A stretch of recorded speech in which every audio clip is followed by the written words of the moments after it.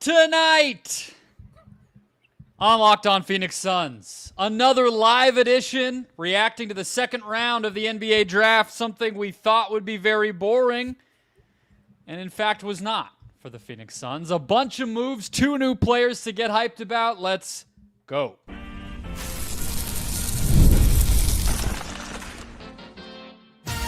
You are Locked On Suns, your daily Phoenix Suns podcast.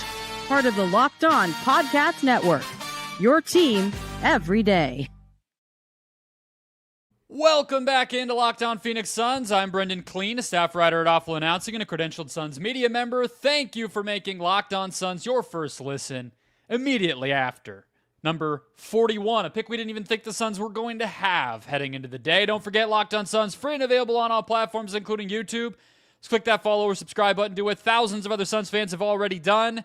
Become an everydayer. Get locked on to the Phoenix Suns right here each and every day. Today's episode brought to you by the Gametime app. Download it now, create an account, and use the code LOCKEDONNBA when you do to get $20 off your first purchase.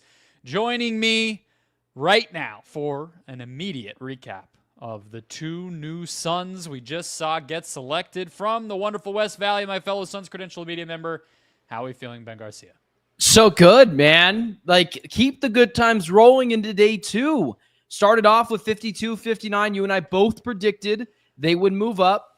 Listen, I don't think we went crazy out of the box with our predictions, but we've been fairly spot on with a lot of our stuff that we kind of thought would happen. So pat ourselves in the back a little bit. Suns move all the way up from 52 to 59 to 31. And then 41, Obviously they have those picks too. So, credit the Suns, man. Whether it works or not, they're not taking this line down. And that's what I wanted to see. An aggressive front office, whether it's Ishbia, whether it's Gregory. A lot of other teams called the Minnesota Timberwolves. They did, and the Suns won the bidding. There's something to be said of that, especially if Fleming works out. So Shams Charania basically called it, like an auction on the draft broadcast. And let's just lay it out first here, all right? Because you recapped it very quickly, but it was a crazy series of moves. And I'm honestly just going to look at Shams Charania's timeline to figure this out. Because we know that on Sunday, when the Suns traded Kevin Durant, one of the main things that they were able to acquire, and we weren't exactly sure what their plan with it was a bundle of second-round picks. 5 of them to be exact, a couple in 2026, 59 this year, I think 1 in 2032, and on down the line. So then you kind of fast forward, and 5 hours ago, we see that the Brooklyn Nets are giving up number 36 to the Suns for 2 future seconds. All right, interesting. The Suns have 2 picks. We'll see. Then the Suns trade 52 and 59 for 41. And you're like, all right, we'll see what that's all about. Are they just 2 players? Maybe they like how the board's falling. They like a group of guys, whatever. And then the big one comes. They get all the way to 31, and you think, okay, they clearly liked somebody. There's somebody on this board. It's what we always see in the NFL. That 33rd pick is always this huge story. And maybe that's what the NBA was hoping for, because that's what exactly happened this year, now that this draft is 2 days as well. And they trade 36 and 2 future seconds. So they end up getting rid of all of the second-round capital, Ben, that they had coming off of the KD trade, and they get 31 and 41. I'm not even sure if they wanted 41, if I'm being honest. I don't even know if they necessarily thought they were going to do that, but they just wanted 31 so bad they were doing it from 2 different directions and hoping they just could get there eventually, and they did. And then Minnesota traded out of 36 too, which is funny. But they get Rasheer Fleming. That's the guy they wanted. Somebody you and I had kept thinking we were going to talk about for 29, and we just never did a segment on him. But obviously we're going to do plenty of segments now because he is the newest member of the Phoenix Suns. I thought Maluach was the steal of the draft because I was being a little biased, and he fell. He didn't fall like crazy. Like, it's probably not fair to say that. Rasheer Fleming might actually be the steal of the draft. He was, when you and I kept talking about drafting a wing, right? We talked about Carter Bryant. We talked about a bunch of different guys. We never got the chance to talk about Rasheer Fleming because, again, not so sure how many people know him from St. Joseph's, a junior, 6'9", with a 7.5-foot wingspan. That is insane. I wouldn't say he's a insane athlete. Like if you look at his vertical jump, it wasn't like it was anything to write home about. It was fine. But 39% from three and like 53% 230 plus pounds is the other part to highlight there. Like he measured, I think, at 232 at the combine. Like this guy's a monster. Sorry, I was going to say, I was trying to find the game. This is what happens when you do it live. You got to bring all this stuff up right now, so bear with us. But I believe there was a game, they mentioned it on ESPN, that he played against Texas, and he had 20 rebounds. So the power forward position, I don't think is as big of a hole anymore for the Phoenix Suns now. You got him here, who, yes, 6'9", but he has a 7.5-foot wingspan. That is going to allow him, with the big body, to guard guys 1 through 4. Now, obviously, probably not 5, but maybe he could play a little small ball too. He is, if he turns out to be what we think he could be, which is like what? Mikal Bridges, like that kind of guy, an OG Anunoby, I would say like that's on the high end of what he is, then it's such a steal because all you gave up were second-round picks. The comp is really interesting. I think Mikal is too small. Yeah, way too thin. But not even thin, but shorter than that too. Like he's such a physical outlier, height, wingspan, everything that I don't even know who to compare him to. Like I looked around when we knew for a little while before even the pick came up that that's where they were going to go because Gambo had it and Shams had it and a bunch of people had it. Jake, get out of here. Get out of here, Locked On Pelicans. But yeah, like we knew, and so I was okay. What's this guy, right? Like, who do I say that he could be? And the Ringer has Taj Gibson if he shot threes, but he's more athletic than Taj Gibson ever was, in my opinion. He's taller too, if I'm not mistaken. Yeah, I don't know. I think Taj was pretty tall, but like definitely not the kind of smooth, I wouldn't have thought of Taj. Horizontal athlete. JaMychal Green, Paul Reed, those are more role players. We'll see. That could be a comp over time, but you probably want to shoot a little higher than those guys who are kind of like barely in the league. The Ringer had Brandon Bass from a while ago, or Yahoo, sorry, had Brandon Bass and Larry Nance Jr. Those guys aren't quite as... Larry Nance is like more of a playmaking kind of option and like a switch defender. Like slasher. It's hard. So but he is 100% to me, Ben. Like, I don't know if he'll be the steal. He'll have to really overperform 31 to be that as a second round guy, but he feels a lot like Ryan Dunn to me last year from the standpoint of you do look at him and you're sort of like, what's the problem here? Yeah. You know what I mean? Where Ryan Dunn, it was obvious because it was the jumper. But there were even things to look at his jumper and feel decent about it. And everybody was saying if he can play, if he can survive on the court, he could be the best defensive player in the whole draft, potentially, right? I don't think that's what Fleming is going to be, but you're like, hold on. So he can shoot. He can move pretty well. He can guard multiple positions. He's an outlier physically. He put up numbers. He's older, but he's also still has potential to get better. What's the problem? And like the reason I compare him to Dunn is too that I think if he just like I know Dunn went to Virginia, but it was a weird bad season for Virginia, and that team plays a strange style. It feels like if Fleming had gone to a major program, he just would have been a first rounder. Like I just think he just slipped through the cracks. It is really what happened here, and the Suns benefited. Which is an understandable like critique of him. Yep, St. Joseph. I couldn't tell you where they played. We didn't do extensive. I guess I should say, like I did a little bit, but we didn't talk about it on the show. I think that's the reason why I fell. And that was the exact question I was going to ask you. Like, why do you think it is? And I think part of it, not just with St. Joseph, the fact that we didn't see him a ton. He played against Seton Hall, played against Texas, didn't play against a ton of powerhouse teams, but they also didn't make the tournament. Yeah, but also the fact that he's a bit of a tweener. Those guys are at times could be roll of the dice guys. It's like why you and I talked about, I don't really know if I like Derek Queen, Colin Murray-Boyles. We liked it, but we're like, what is he? This is, again, one of those calculated risks where you're like, well, at 31, I'll take one of these guys. And that's what the Suns did. Yeah. So if it doesn't work out, at the end of the day, I appreciate the swing. So, I wish we would have done more on this guy, but when it's just where we are now.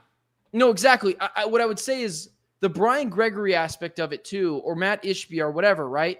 We talked about it a second ago of like a lot of other teams could have went after and got this guy. The Suns went after him so hard that Gambo tweeted it out that they had him ranked as a top 20 player. So again, it goes to the fact of why did this guy fall? I don't really know why, but now you have clear wing depth in terms of like this team has turned from a God, they can't play any defense to, well, hell, they're going to start suffocating some teams. And he is a plug-and-play player, man. Like, we're not waiting on him for a couple years. He's going to play this year. Gambo reported that as well today, too.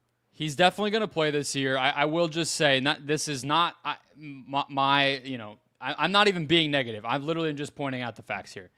30% as a freshman, 32 as a sophomore, and then it really jumped to 39 on 4.5 attempts this year. That's going to be the thing to watch. But he made 74% of his free throws. And if you watch it, he looks like a guy where he probably couldn't shoot like 4 years ago at all. And the way his jumper looks is like he just repped it in the gym with the trainer a million times and basically turned himself into a guy who can shoot it. So does that mean he's going to be Cam Johnson? No. But if you leave him open, he can make you pay, and that's plenty good enough when you're talking about a guy who is going to be a very good defender. Yes, I think he is a 4 or 5 tweener potentially, but I don't really think you're going to play him at the 5 in the NBA. I just maybe don't really some small ball that's going to make because sense. he can shoot the 3 and stretch it. Maybe. Yeah, he has to get a lot bigger, I would say, and stronger even than he is now for that to really make sense. Don't even you? In college, he wasn't playing the center much. And you kind of glossed past this a second ago, but you talked about his stats the first couple years, and they kind of went up. And then you said the glaring obvious thing of like, oh, this guy must have gotten in the gym and said, I'm just going to sit here until I can hit 39% of my jumpers. Yeah. That, again, goes towards culture. A guy that goes in, works really, really hard, still overlooked in terms of he wasn't a first-round pick, got in the gym, and now he's one of the players where we're kind of like raving about in this draft, where it's kind of like Maluach, who? So that's the type of guy I want here, man. Someone that's going to go in the gym, figure it out, and climb all their way up to the first pick in the second round of the draft, man. I think it is a great, great job by everyone in the front office. We haven't said that a lot recently. I was watching the Sam Vecini's live stream that he was doing during the draft. I listened to his analysis of the 10th pick yesterday. It was really good. And then I wanted to check out what he said about this one. And he said Fleming, the intel on him as a dude is amazing. Like, he is known to be a really humble, nice kid. And they both mentioned something that just from evaluating him through this season, he is a player who really plays like somebody who understands his role. And I do think that that's very, very important for a guy who probably is a role player. You want him to come in and know that about himself rather than having to get humbled and fighting against it and all that kind of stuff. Like, he's going to come in here and be like, yeah, I'm a 6'9", 3-and-D forward. Let's go. You know what I mean? Let's roll the ball out, and I'm going to go wreak havoc. So I like it a lot. Let's get to Koby Brea, the other selection from today, a big shooter. Something the Suns desperately need. Size, size, size. They checked that box at number 41 after all of the trades. We'll talk through that selection next. First, today's show is brought to you by Skims. When we found out Skims was making underwear for dudes here on the Locked On Podcast Network, we were intrigued. We're a bunch of dudes, as you probably know. We've heard a bunch about their quality from people online, and Shea Gilgeous-Alexander, Donovan Mitchell, everybody, the W ladies doing it as well with this sponsorship deal. And it was like, hold on, do they got something for me? Is it going to be overly fancy, or is it going to be just the, shiny, crazy colors? No, it's normal, it's fit, it's comfort, and it's the right style for you no matter what you love. You can do an athletic, active selection. You can do something classic, brief. You can do a boxer brief, whatever you like. They have different materials, different lengths. It's customizable, but they're all elite quality. So shop Skims Men at skims.com right now. Let them know we sent you by selecting podcast in the survey after your purchase, and then select Locked On Suns in the drop-down menu that follows. We're keeping it rolling. We're live here after the Suns' second-round selections. Let's talk about Koby Brea, Ben, the Kentucky 6'6", shooter, 6'7", if you really want to probably go at what he's going to be in shoes in the NBA. Fifth-year player, so on the older end for sure, but is just a monster shooter. Like, saying shooter, it's almost like, okay, hold on. Like, we got to be clear. But, 44% on 6 attempts per game at Kentucky. But his last year at Dayton, it was 6 attempts a game, 50% from 3. Like, this guy is really, really elite. He can run off of movement from what I was reading. I didn't have time to watch him at all. I did not think he was going to be in the mix here at all. So I'm just going off of what other people say. But that guy is going to play. Like, somebody that has that skill set, we see it every year. They at least can get on the court and make an impact in the NBA. And I can give examples of who it could be like. But I feel great about this. They do still need shooting if they're going to have so many of these defensive first big dudes out there. And this is another guy like Fleming who's older, and I could imagine getting on the court pretty soon, if not just killing it in the G League if he can't. 6'6", man. So not only did you mention like he's not a small guard, what is kind of funny is as long as Devin Booker is here, he will always be the second best 6'6" shooting guard out of Kentucky, or combo guard, however you want to do it, which is kind of funny. And it'll be even funnier if Devin Booker ever misses a game and this guy starts a game and they don't say a 6'6" guard from Kentucky like they usually do with Booker. So just some kind of funny things to look at it. But as well, a flamethrower, man, 43%. You mentioned it. I mean, it feels like the Suns, because again, we're going to reference the reports on this show, but Gambo mentioned the kid from Tennessee and Tyrese Proctor look to be the two guys that the Suns were looking at with that 41st overall pick. That tells me that the Suns were not expecting Koby Brea to be on the board. And if that's the case, they saw this guy and said, listen, man, just like last night with Kamal Malawach was, we have to take this guy. Like, throw reasoning out the window. This guy shot 44% from 3. And I'm not sure if I'm disagreeing with you or how you feel about this, but I don't think this is a guy that's going to go to the G League. I think with his height and because he's a 5th-year senior, if I'm not mistaken, 4-year senior, either way, seasoned player, he's going to play for this team. I don't know in what capacity, but the Suns need guys that can shoot the basketball right now. Jalen Green, we talked about it, a little spotty. Ryan Dunn, little spotty. Dylan Brooks, 40% from 3 last year, but you and I are still like, are we sure that it's that guy? Mark Williams, Malawach, not going to be that guy, at least right now. So it was good to check the box off on get the shooter in, get someone in that could potentially be, I don't know, maybe he's a 6-7 man off the bench that comes in and reins in a couple of 3-pointers, does his jobs, goes and sits on the bench. Those guys are very valuable in this league too, man. So I had my eyes on Tyrese Proctor, so I'm not disappointed. I just need to educate myself a little bit more on Koby Brea because, again, the reporting said that this wasn't probably going to be the guy. So, I mean, overall, man, 43% from 3 cannot go wrong there. Cannot go wrong in a league that's shooting threes. The Athletic had him 49th. They were the lowest on him. Sam was the lowest. But the Ringer had him 36th, and the Yahoo had him 34th, I want to say. And so, like, this is right in his range. This is right there. Or 41. Yahoo had him 41. But the comp that I think makes the most sense that I think everybody had is Sam Hauser. Ooh, and I'll take that. Just, you know what I mean? Like, that's the thing that makes a big shooter so valuable, whether you're talking about Corey Kispert or Liam McNeely, who went in the first round, or a guy like Hauser, or, you know, if you want to go Duncan Robinson, that's there too. Like, these guys, they can play because, one, it's harder to contest their shot, and they don't have to be in such a perfect scenario to get an open, what qualifies as an open look, as somebody like, you know, maybe Jace Richardson, who's a really elite shooter, or Walter Clayton, who's a really elite shooter. But those guys, it's going to look different. It's going to feel different. If you get Koby Brea the ball, even a good contest, it's going to be hard to really get in his way. And that's what makes those guys so dangerous.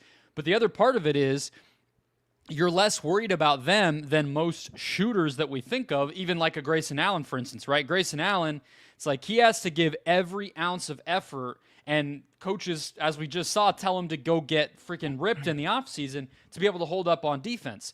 But a guy like this, you would be hopeful that he doesn't have an elite wingspan. I actually think he has a negative wingspan, so he's kind of in the J.J. Redick, you know, dinosaur arm world there. But, like, even just having a 6'6" wingspan, you can just take up space. You can be a team defender as long as you don't play like an idiot and you're in a good system and you're with good teammates. You should be able to survive on the defensive end of the floor. Nobody's saying Sam Hauser's a stopper, but if that's the comp, Sam Hauser can survive because he's out there with Jason Tatum and Jaylen Brown and these other guys. And if he can just make shots, he can play 20 minutes a game. And I just that's why this type of guy is so valuable. So I need to watch him more to know exactly what makes his game good and bad. But, yes, or, agreed. Strengths and weaknesses, I guess is a better way to put it. But I love the idea of it. And I like that the Suns, at least in this spot, went and basically said, we need everybody that we take to be big, but we can't have the 29th defense or offense in the NBA. We can't just say Book save us on every possession. There has to be some balance to the roster, and I think that this is going to give it to them. So here's the question now that kind of begs for the Suns, where I don't want to get too far to the roster construction. We can do that in just a second here, but from what I've seen, I don't necessarily see him as that true point guard, that Steve Nash guy that everyone really wants.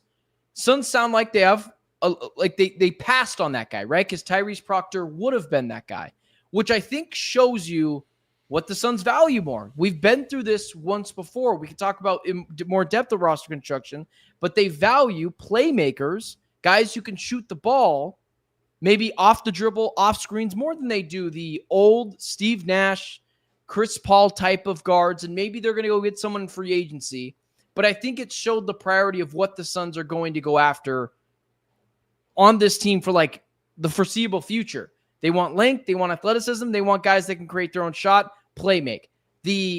Even back to the Bradley Beal, Kevin Durant earlier days, they were never really interested in bringing that guy in. They kind of were suckered into bringing Tyus Jones in. That didn't work out. It would lead me to believe that maybe they're a little scorned from those guys. And then lastly, man, you and I have both seen the history of guards that come out of Kentucky. If you are in the second round with the 41st pick and you see a guy that shoots this well, at some point, you might as well just take the Kentucky guy, right? It's like in football. Just take the Ohio State player. They're probably going to work out. Just take the LSU or Coastal Carolina player in baseball. Vanderbilt, it's just going to work out. So, I mean, you look at Malik Monk, man, Devin Booker, Shai Gilgeous-Alexander. I can go on and on down the list of guards that came from Kentucky. Yeah. And I would think of this guy something. as he's a wing. He's an off-ball player. He's a guard though. Yeah, but big guard. I don't want to give people a crazy idea when we say Shai Gilgeous-Alexander and this guy's going to go stand in the corner. No. My point is, because of the history of Kentucky and their guards, why not pull the lottery ticket? Why not? Mm-hmm. I'm 99% sure he won't be SGA. Malik Monk?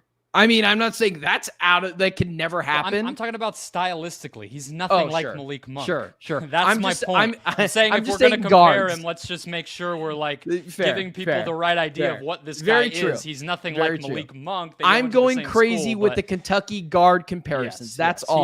He had 1.3 assists per game. So he's going to go stand in the corner. He's going to run off some screens. He's going to chuck threes, and you hope Steph he survives Curry on defense. That's what Curry. This guy is. That's what this guy is. All right, let's get to what it does mean for the roster, because we're already basically getting to that, and I think it's a great time to take stock. The draft is now over.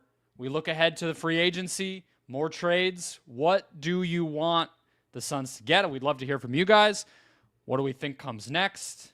All of it after the break.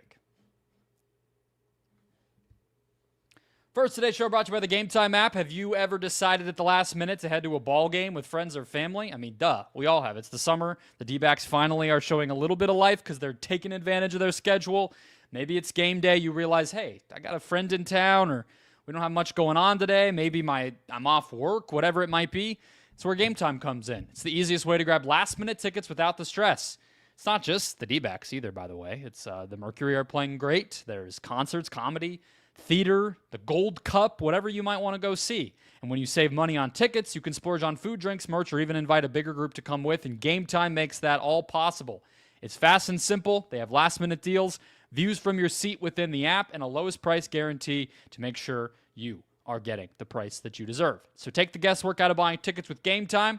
Download the Gametime app, create an account, use the code LOCKEDONNBA for $20 off your first purchase. Terms apply again. Create an account, redeem code LOCKEDONNBA for $20 off. Download the Gametime app today. Last minute tickets, lowest price, guaranteed. All right, Ben, let's get some questions from the chat. We'll star them on our end and oh, yeah, I should have been get to them as we go. I haven't seen too many questions, but send them again if we missed them. We'll do some talk about the roster, and then we'll get some questions to close out like we did yesterday. Can I ask you a question? Yeah. We can do this further, like in a full segment in another episode, but like we have all the details from the Kevin Durant trade. Like, we have all the players back. So, Jalen Green, Dylan Brooks, Kaman Maluach, Rasheer Fleming, Koby Brea, Mark Williams. So, they turned those 5 second-round picks into those picks that they got in the draft today. How do we feel now in a revised, we have all the players, Kevin Durant trade, that we haven't seen these players play yet, but how do we feel now, Brendon? Okay, so we're not including Mark Williams, right? Because that's a separate thing. Right? Yeah, sorry. I read that wrong. First. I read that wrong. No, I'm not correcting you. I'm just... You're right. Jalen Green, Dylan Brooks, Maluach, Fleming, Brea. I feel good about it, but I mean, I feel better. Doesn't it feel crazy that they were even able to do this in the second round?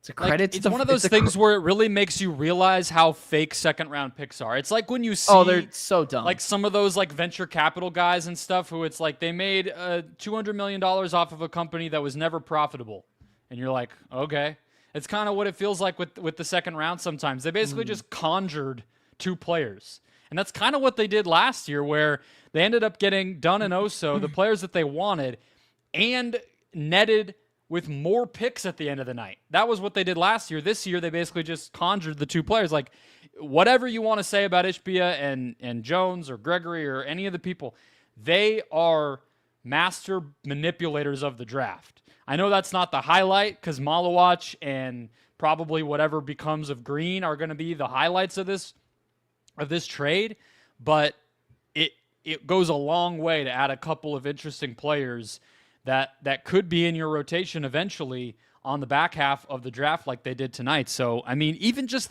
we just know this team needed depth, man. So just the sheer ability to get 5 guys, right? Green, Brooks, Maluach, and these 2 who I'm interested in that could play this year, plus Mark Williams. Like, that's 6 new players with pretty limited resources that just weren't even going to be on the team. So you can't be mad about that part of it.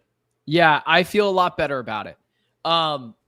Like looking back at it, like I think of the other offers that might have been thrown out there. The Heat offer, no shot I would have done. The Timberwolves offer sounds like it was contingent on Kevin Durant signing an extension. Maybe I judged the front office a little too harshly on Monday, and that's on me. But what I will say is the Rockets still got Kevin Durant. They got the best player in the deal, and ultimately, if they make a finals run, if they make a Western Conference Finals, like right now, they won the deal. We won't really know who won the deal for a couple years now. And theoretically, the Rockets just gave us the picks. They didn't give us those players. It's kind of like those trades are impossible, like to say win or lose to me, right? Like it's complete. Like the goals are completely different. It's not like trading when the Raptors traded OG Anunoby for whatever, or when the Knicks got him and gave up RJ Barrett and Emmanuel quickly. Like that one, it's like, all right, which players are better? That's the winner of the trade. This one, it's like the Suns achieve their goals, the Rockets make it to the finals, win-win. You know what I mean? So, but I agree with you. And so I feel a lot better about it because I wanted Jabari Smith Jr. and it was like, okay, Ben, could I interest you in a Rasheer Fleming instead? And I'm like, well, 20 years old, contract. He seems like he's got a high upside. Yes, Jabari Smith Jr. right now, we know what he is, but I do feel a lot better about it. And so credit to the front office, man. We have went after them a lot of times, and we still have all the reason in the world to be highly skeptical of them and their ways of getting to this point. This is a good start, but let's see you do a couple more good things in a row, and then we'll continue to praise you a little bit. So I don't want to get too far out of myself. Well, yeah. So let's talk about what the more things are going to be, right? Because this roster right now, let's just go guard, wings, bigs. All right, let's just kind of do it that way. You got Gillespie, Beal, Jalen Green, Bradley Beal. Or Are we I still? said Beal. Are, I meant to are say we, Book. Okay, I was going to say. Gillespie, so are we? Gillespie, Book, and Jalen Green.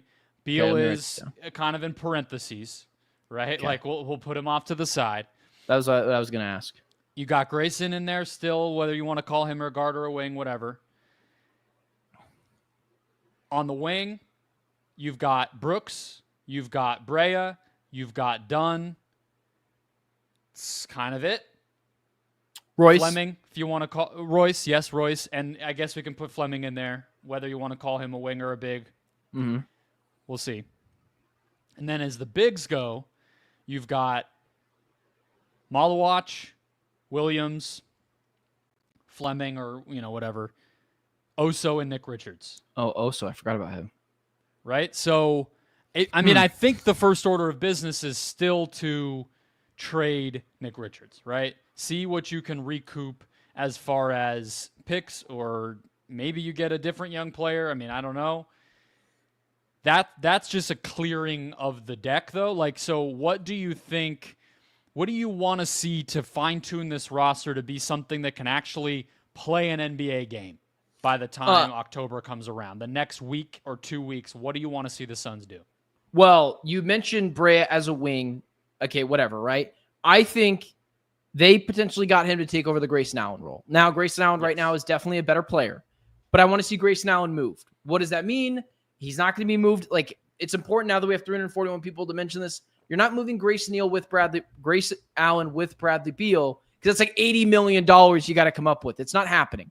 But if you can move Grayson Allen for future picks, and maybe you get back, like, I'm not so sure what you get back in return, but there's no spot for Grayson Allen on this team anymore. I still really like Royce. Can I push back on that a minute? Sure. Why not? They want to compete. So, hey, Koby Brea will just play 30 minutes. Sure. Come on. Like, sure. We don't know that. So, and they do need shooting. So, I don't think it'd be crazy to keep both of those guys. Like, I tweeted this right before the Brea pick came down.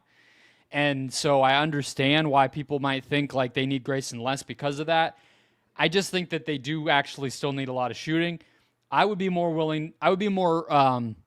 in a hurry to trade Royce at this point. That's funny because that's where the overlap is to me.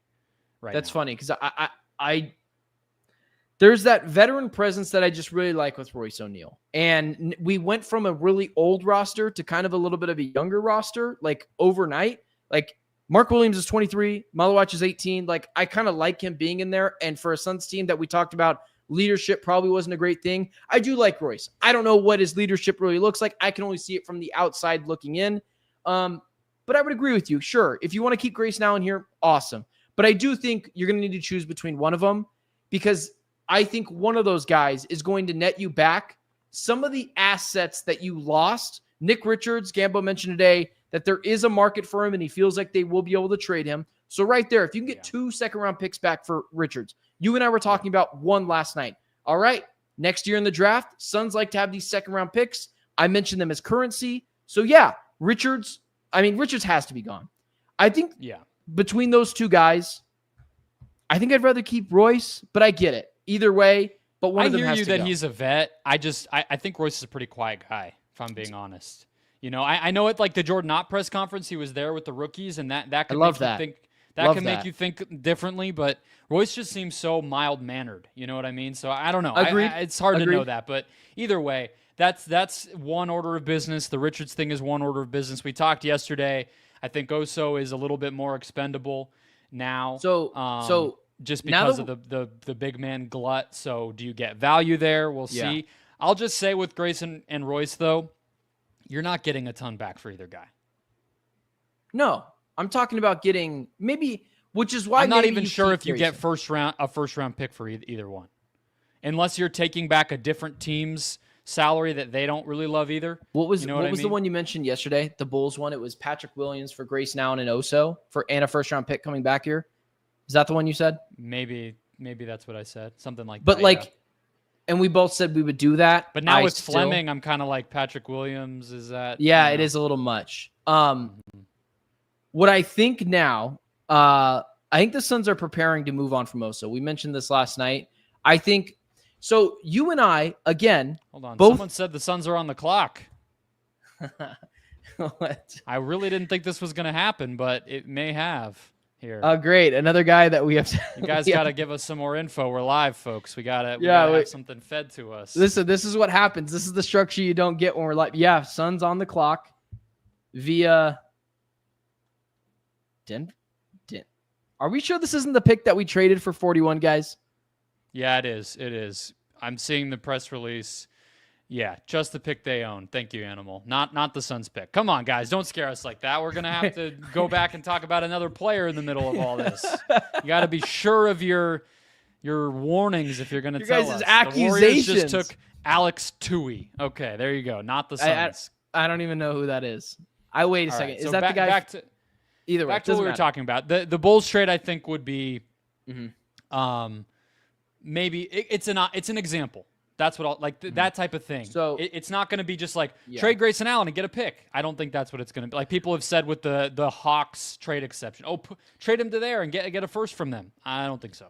So you and I both said this at the earlier of the week, and reporters out there,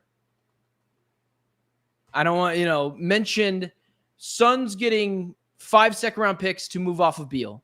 And you and I both said, that's going to get you to move off from Beal. That doesn't make any sense. And you pointed out and said earlier today on Twitter, the 5 second-round picks, they're not getting you off of Beal. I think now that the Suns have used those 5 second-round picks to get back in the draft, I'm coming all the way around on this. I think it's pointing to Oso Ighodaro is going to be on the move with Beal. I think that is much more enticing to a team to bring in a guy like Oso. Maybe they move Grayson somewhere else and they do somehow get a first-round pick and they package that with Beal. But I think it's become more and more clear that the question might not be Royce and Grayson Allen, although we will get there. I think it's more so about, I think Oso's the unlucky man going with Bradley Beal in a deal if the Suns find something. Yeah. I would say that one thing about this is that the Suns actually now, I think, have the depth to potentially survive the financial hit and the dead roster spot, so to speak, although you can obviously re-sign somebody in his spot. It'll just be a minimum player to survive cutting Beal if they needed to. Like that would, like, they got 3 players for Durant, and now they've gotten 3 more off of that with all the trades and then, the Mark Williams thing. So to me, I actually feel better about the idea of if you just have to take the hit on Beal because they just have more players now, cheap rookies and guys on their rookie contracts that they don't have to sweat like, oh, now we're just replacing Beal with a bunch of vet min guys. They actually have some interesting things that they could do if Beal's not on the team. So I wanted to get that in there. And then we just got it from Nathan. What about the aprons? That was going to be the last thing that I brought up is they're not under the second apron, and it's a harder path to get under it now.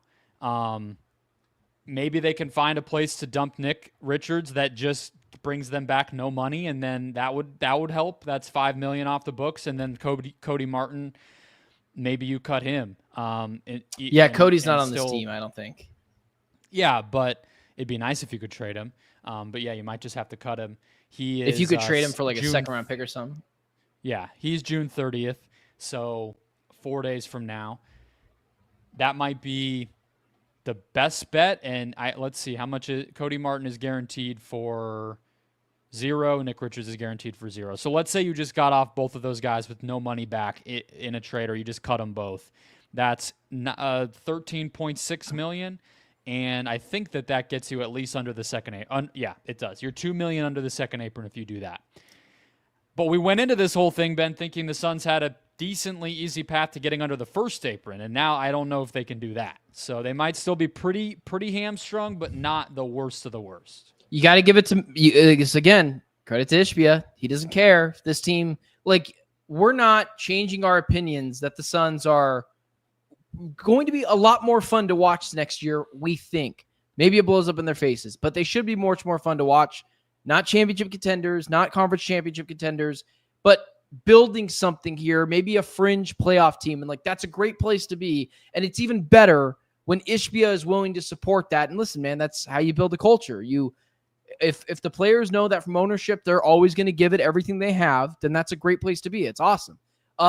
Beal, it's still the lingering question mark, man. If they get off of Beal, would that put them under the first apron?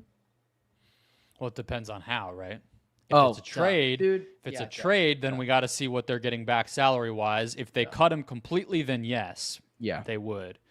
But, we've gone through all that before. So, to me, I just like the more on-court thing that I want to just say when we're talking about what we want the roster to look like. I actually think the identity of this team, it's exactly what the front office said it was going to be.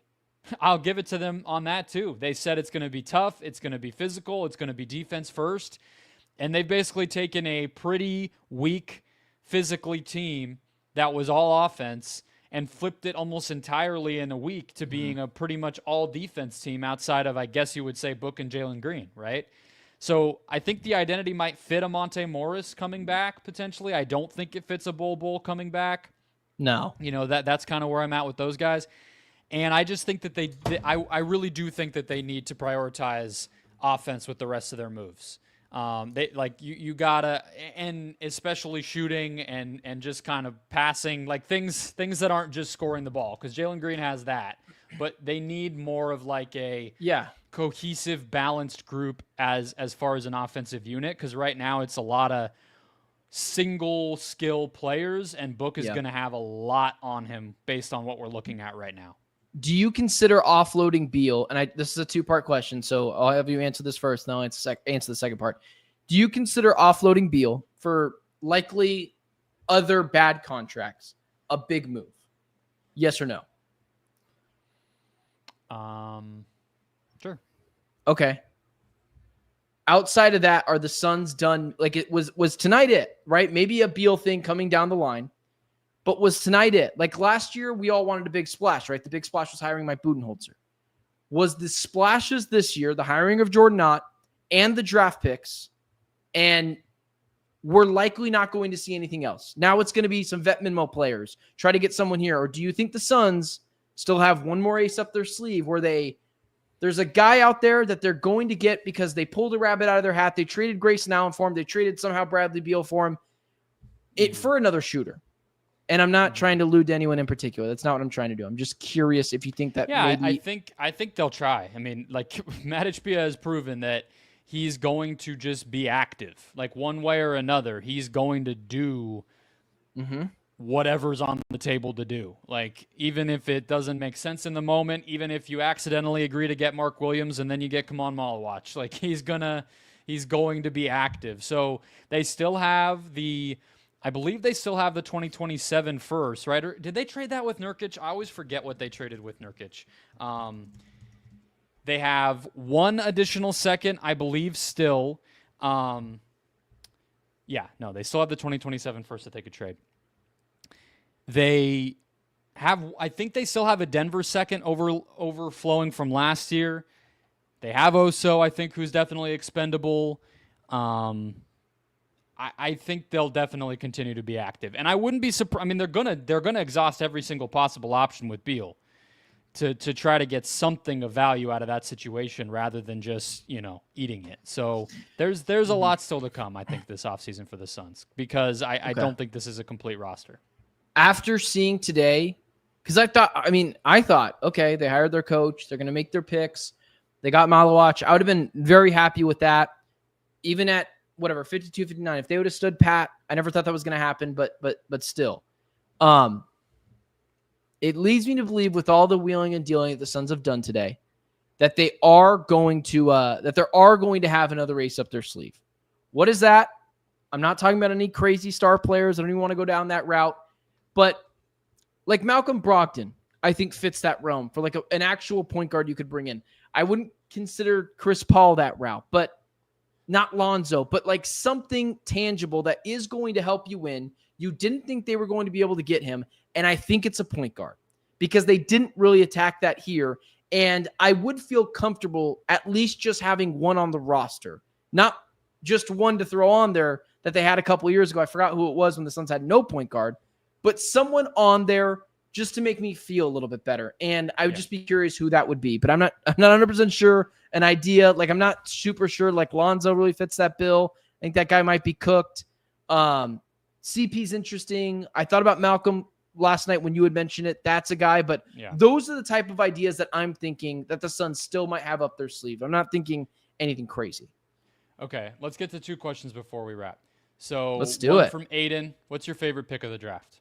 Malawach. It's not even close. It's not even close. That was my number 1 guy. Yeah. Oh yeah. I can't believe they got him. I'm not going to switch it now. Yeah, for sure. Agreed.